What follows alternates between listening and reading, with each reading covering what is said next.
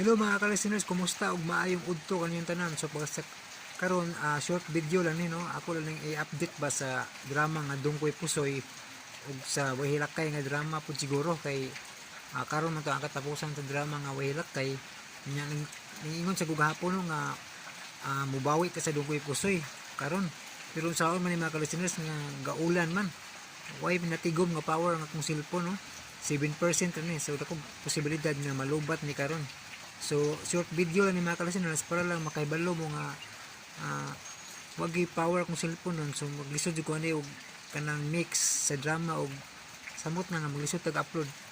So gamay update lang ni mga ka-listeners no kay basig mapalaw ba katong mga nagpaabot sa sumpay sa Dungkoy Pusoy no. So mao to mga ka-listeners, update lang ko na update lang muna ako karon no nga ngano ani ang sitwasyon. Thank you so much for watching ug God bless atong tanan.